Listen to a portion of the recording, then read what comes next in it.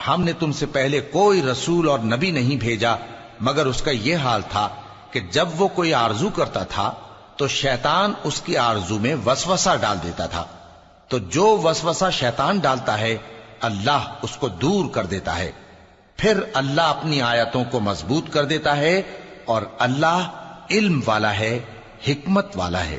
غرض اس سے یہ ہے کہ جو وسوسہ شیطان ڈالتا ہے اس کو ان لوگوں کے لیے جن کے دلوں میں بیماری ہے اور جن کے دل سخت ہیں ذریعہ آزمائش ٹھہرائے۔ بے شک ظالم لوگ مخالفت میں دور جا پڑے۔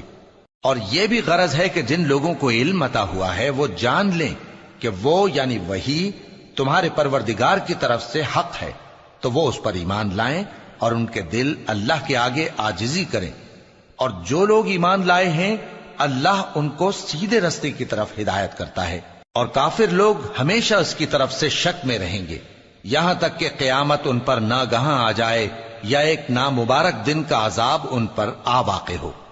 اس روز بادشاہی اللہ ہی کی ہوگی اور وہ ان میں فیصلہ کر دے گا، تو جو لوگ ایمان لائے اور عمل نیک کرتے رہے وہ نعمت کے باغوں میں ہوں گے، اور جو کافر ہوئے اور ہماری آیتوں کو جھٹلاتے رہے ان کے لیے ذلیل کرنے والا عذاب ہوگا۔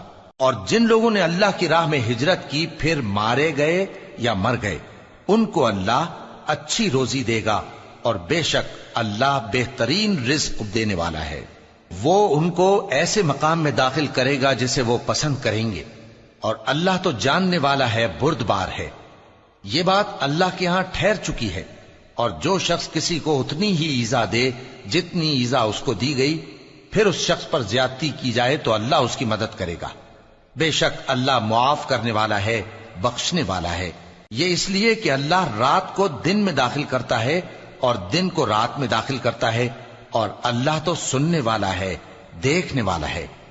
یہ اس لیے کہ اللہ ہی برحق ہے، اور جس چیز کو کافر اللہ کے سوا پکارتے ہیں وہ باطل ہے، اور اس لیے کہ اللہ اونچی شان والا ہے، بڑا ہے۔ کیا تم نہیں دیکھتے کہ اللہ آسمان سے مے برساتا ہے تو زمین سرسبز ہو جاتی ہے؟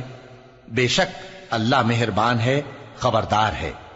جو کچھ آسمانوں میں ہے اور جو کچھ زمین میں ہے اسی کا ہے، اور بے شک اللہ بے نیاز ہے، قابل ستائش ہے۔ کیا تم نہیں دیکھتے کہ جتنی چیزیں زمین میں ہیں سب اللہ نے تمہارے زیر فرمان کر رکھی ہیں، اور کشتیاں بھی جو اسی کے حکم سے سمندر میں چلتی ہیں، اور وہ آسمان کو تھامے رہتا ہے کہ زمین پر نہ گر پڑے مگر اس کے حکم سے۔ بے شک اللہ لوگوں پر نہایت شفقت کرنے والا مہربان ہے۔ اور وہی تو ہے جس نے تم کو حیات بخشی، پھر تم کو مارتا ہے، پھر تمہیں زندہ بھی کرے گا، اور انسان تو بڑا ناشکرا ہے۔ ہم نے ہر ایک امت کے لیے بندگی کی ایک راہ مقرر کر دی ہے کہ اسی طرح وہ بندگی کرتے ہیں، تو یہ لوگ تم سے اس معاملے میں جھگڑا نہ کریں۔